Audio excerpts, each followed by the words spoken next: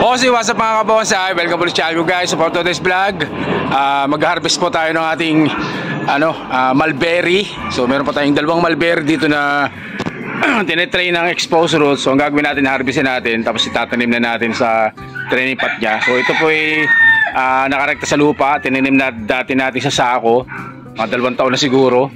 So medyo nilabas na natin yung ugat niya nung nakaraan, maganda naman na ngayon. So gagawin natin, hindi natin masyadong palalakihin para maging medyo maliit lang na bonsai siya. So gagawin natin, uhukayin natin, harvestin natin mga kabonsai, tapos itatanim natin guys. O so guys, wag natin patagal ito, pasukin natin intro ko, kaya intro, pasok!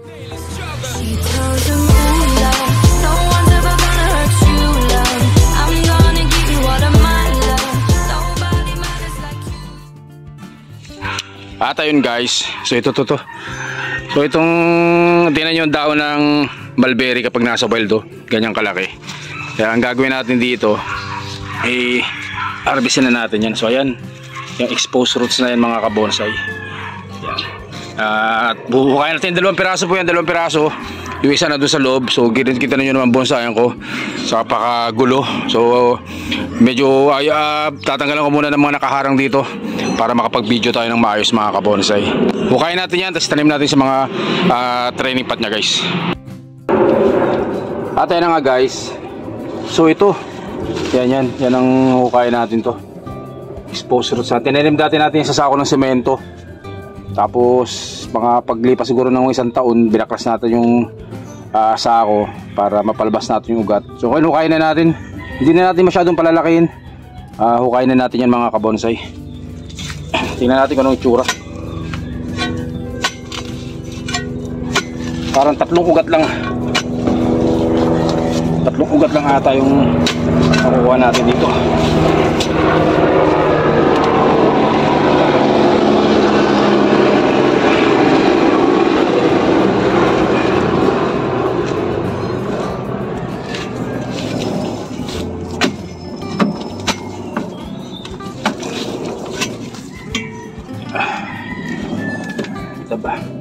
Ipat natin yung camera dito sa kabila, hindi masyado makita guys. Yan. So guys, medyo natatabunan lang. So ito, tanggalin na natin itong mga dahon para mas makita nyo. Baka natin hindi masyadong masikip.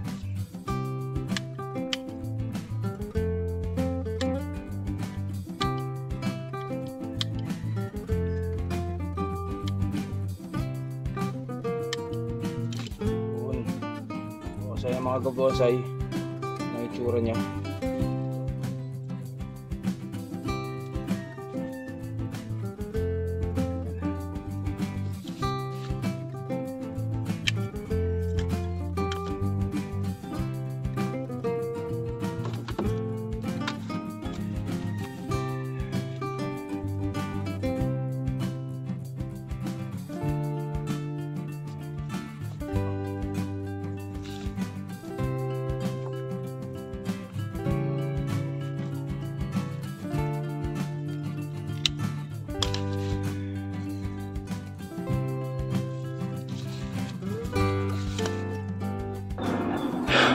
Init.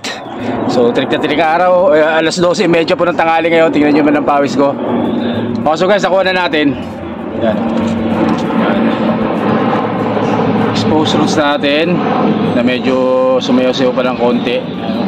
Tuloy natin para mas makita nyo. So yan po mga kabonsai. So kunin ko din yung isa. So 2 piraso ito mga kabonsai. Galing cuttings po mga kabonsai. Galing cuttings yan. Yung mga 2 taon na natin nakatanim to, nakatrain. Dito nyo yung ugat. Ganda. So kain pa natin yung isa doon mga kabonsai.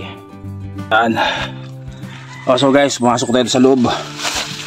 Bali 3 piraso pala ito, 3 piraso. Ito pa yung isa. So exposed roots din, hukain na rin natin dyan. So yan, daming lamok.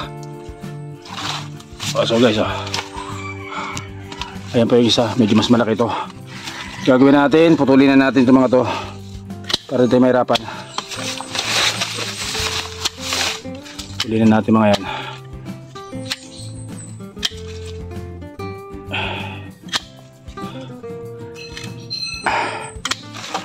Yan. So walang tagawak ng camera. Mahirap.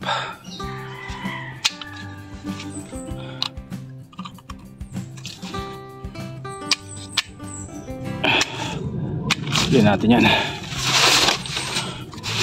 Exposed roots po ulit. Grabe exposed fruits, ano, haba. Oh. So ganyan po yan guys. Ito, namatay na itong isa, oh. At alam kung bakit namatay. So ugat.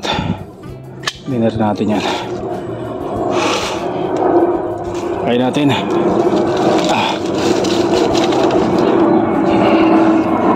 Ano magiging itsura niya.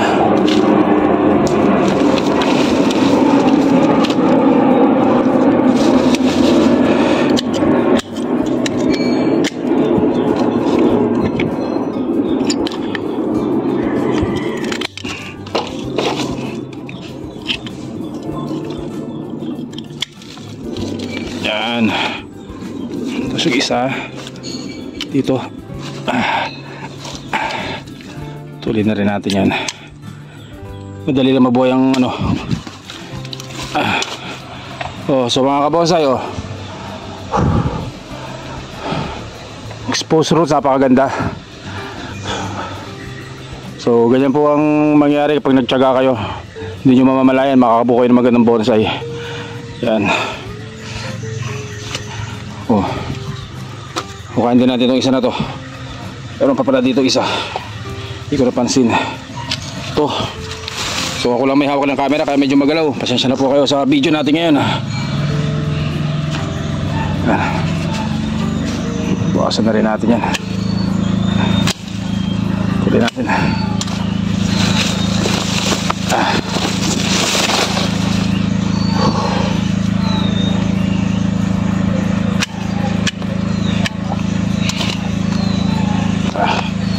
Galaw ng camera, magalaw, pasensya na.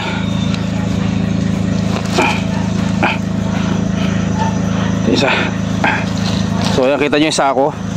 So yan po yung sako na ginamit natin guys. Sako ng semento.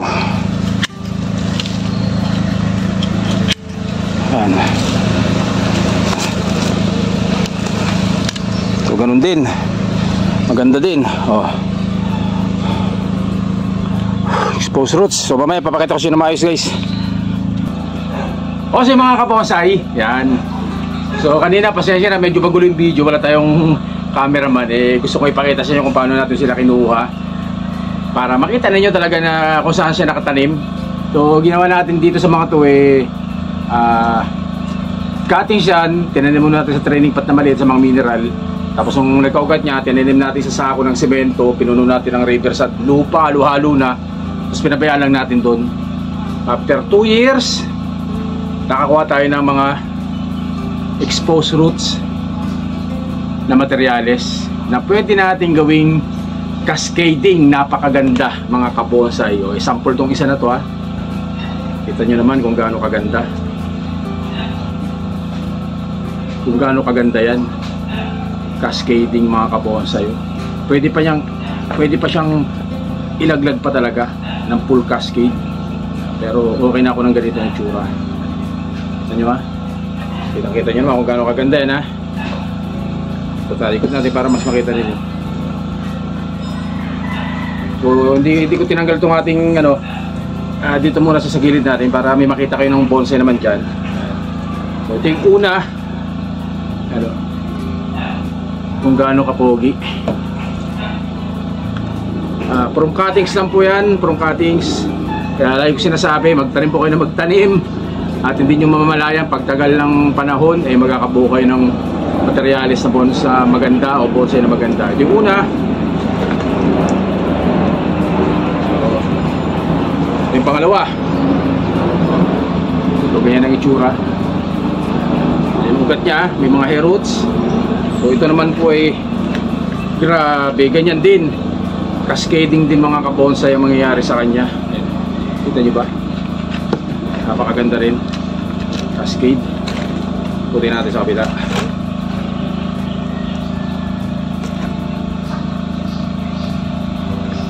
Yan po tayo. Ganito po talagang tanim niya. napaka-skid po talaga ang pagtatanim nito. Wala nang ibang magandang gawin dito kundi itanimin siya ng paka-cascading mga kabonsai. Astig to, tapos magkakabunga. Nako, napakaganda. Mas maganda kung mas mataas pa dito yung training pot o yung doble nito ang gamitin ninyo para mas magandang tingnan, no? Napakaganda naman ito. Cascading na ano, na mulberry. Saan ka makakakita? Diba? So, makakagawa lang po kayo niyan kapag kayo po ang nagbuo, nag-umpisa para magawa niyo kung yung gusto niyo. Pero yung mga yamadori o yung huhukayin, siyempre mga tuwid lang siya, mga upright. Pero ito talagang tinry natin to na exposed roots, kaya ganito ang pinalabasan niya. So ito yung isa naman, ganun din, cascading din mga kabonsai, full cascade. Kita nyo naman yan kung gaano kaganda. Ayan. Full cascading din po mga kabonsai. Ito natin. So yan po magiging itsura nya. So nilagyan na natin ng mga abang, pero pwede pa kayong mag-cut back dito kung gusto ninyo. Pero ako okay na yan para dito kayo makakapagtupo. Ganda.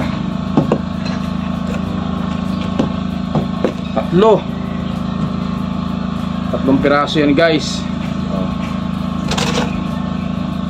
Ito yung pinakamalaki. Ganda na itsura niya. So ang gagawin ko sana dito, itatanim na natin, pero benta ko na muna. Yan. So for sale, hindi ko na muna itatanim to. Ipopost ko muna ngayon, tapos kailangan mga 2 days mabenta na siya. Pag hindi siya nabenta ng 2 araw, itatanim ko na po. Yan. Para pwede nyo pick upin dito mga kabonsai. Yan. Pag nakatanim na, syempre dire-diretso na natin bubuhayin yan. Pero hanggat hindi pa natatanim, sa may magkakagusto, puntahan nyo po dito sa garden ko. For sale po ito mga kabonsai. Sa halagang 2,000, 2,000 pesos, meron po kayong tatlong cascading na mulberry mga kabonsai. 2,000 pesos para 700, isa lang ang magiging kinalabasan nito. Pero 2 taon nating tinrain siya ng exposed roots para makagawa tayo ng magandang cascading. Kita nyo yung ugat ng ano, nakakascade. Ito lang po ang trunk dyan. Itong dulong-dulo na to. Ito po talagang puro ugat po yan. Dahil ito po ay lagi kong kinakatback. Paglago, cutback. Paglago, cutback. Kaya ang natira po ay ito na lang na trunk nya. So ito ugat po yan. Yan yung hinahayaan natin lumaki. So ano po 2,000 sa magkakagusto nitong ating cascading na mulberry na to. Mag-PM kayo sa akin sa OLTV Mix Vlog na Facebook ko, o mag-message kayo dito sa ilalim sa comment section para makapag-usap po tayo mga kabonsai. Pick up lang po guys, pick up dito sa bonsayan ko para makapasyal din kayo dito. At hindi lang itong maiuwi ninyo, syempre mabibigyan ko pa kayo ng ibang mga cuttings dito, o kaya yung cuttings ng mulberry o cuttings ng basta ibang cuttings kung anong pwede mo ibigay ay mabibigay ko sa inyo pag pinasyalan nyo dito sa bonsayan ko mga kabonsai. So ulit 2,000 pesos itong 3 piraso na to. Meron na kayong pang cascading na mulberry mga kabonsai. Yan.